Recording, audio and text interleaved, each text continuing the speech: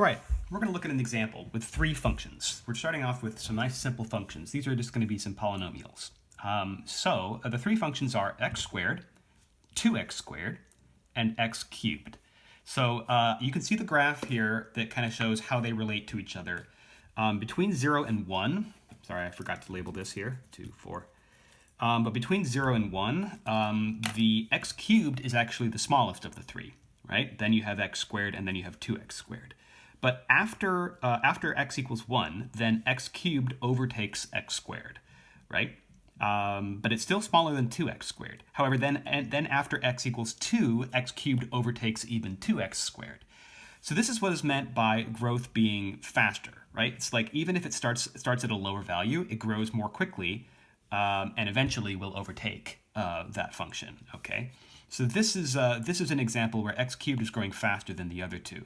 But what about 2x squared and x squared? Well, in some sense, it looks like 2x squared is growing faster than x squared. I mean, 2x squared will definitely always be bigger than x squared because it's always twice as big, right? But what I'm going to show you is that actually 2x squared and x squared are going to be classified as the same rate with our big O definition. Okay, so let's begin. We're going to do a few proofs here. So first, we're going to show, let's start with the x squared and the 2x squared. First, we'll show that x squared is big O of 2x squared. Well, to do this, all we need to do is observe that x squared is less than or equal to 2x squared for all x greater than 0. Okay, so then we can use as our witnesses c equals 1, because we didn't have to do any multiple of 2x squared in order to obtain this inequality. Okay, so we didn't multiply 2x squared by anything, right? It's just c equals 1. And this is true for all x greater than 0, so that's the k value. We can use k equals 0. Okay, so these are our witnesses, and they show that x squared is big O of 2x squared. But now, let's show that 2x squared is actually big O of x squared. Well, the way to do that is to show the inequality in the other direction, but we can use a multiple. We can use a multiple of x squared. So I actually want to go ahead and use a color. Let's pick a color for, I'm going to use cyan over here for my c equals 1. It's going to look kind of bold.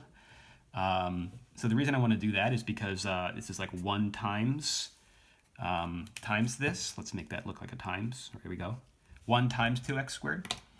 What I want to do is I want to show, again, we're going to observe here that 2x squared, okay, this function that we want to show is big O of x squared. This is actually less than or equal to 2 times x squared, right? In fact, it's equal, right? In reality, this is equal, right? Which satisfies the less than or equal.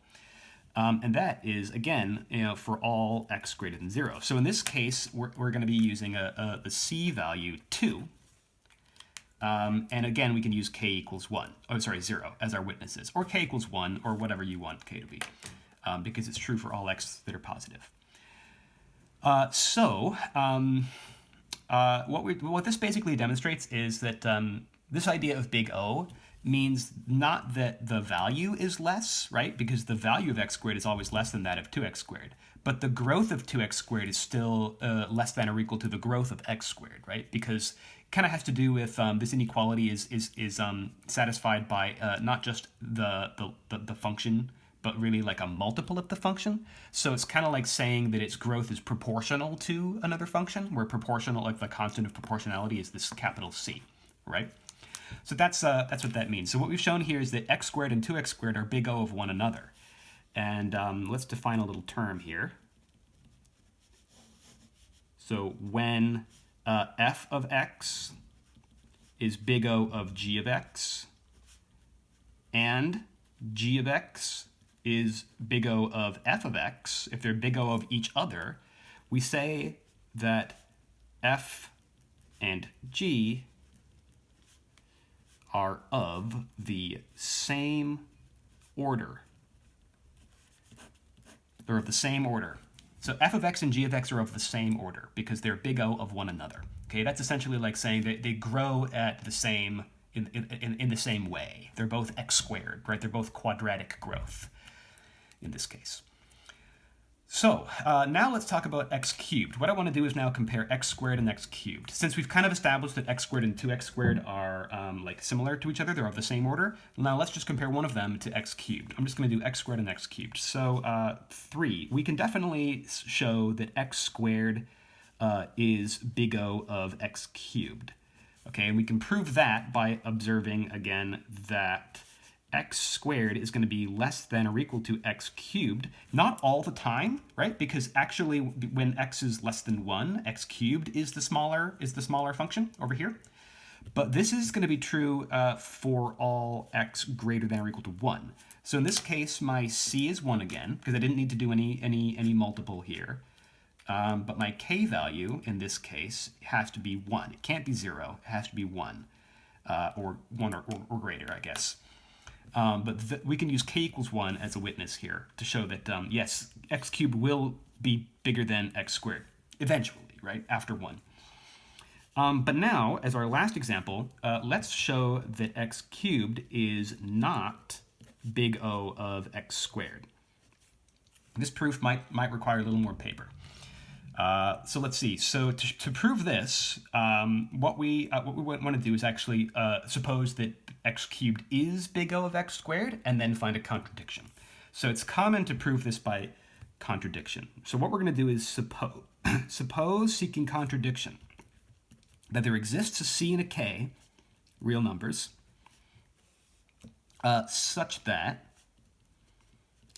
x cubed is less than or equal to c times x squared for all x greater than k. Okay?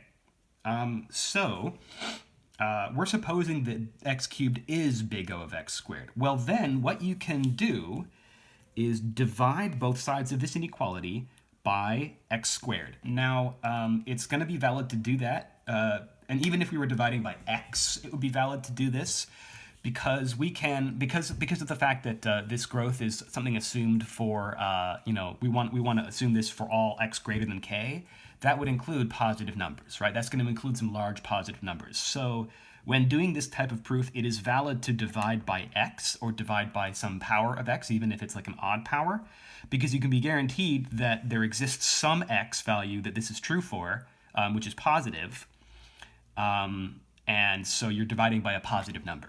Okay, so we don't have to worry about dividing by 0, and we don't have to worry about dividing by negative numbers because of the fact that we really only care about what's like that tail end, right? The positive end for the growth.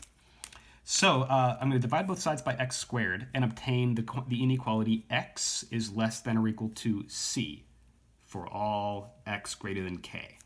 Now, that is concerning, because we already know from the previous video, I gave this discussion, I kind of described that n grows faster than 1. So let's call this x, y equals x grows faster than y equals 1, right? And even if you multiply this 1 by c to obtain y equals c, right? Even if you obtain that constant, the y equals n is always going to exceed that constant height, right? So it's actually ridiculous to say that x is less than or equal to c for all x greater than k, because this is false. In particular, it's false for like x equals c plus 1, right?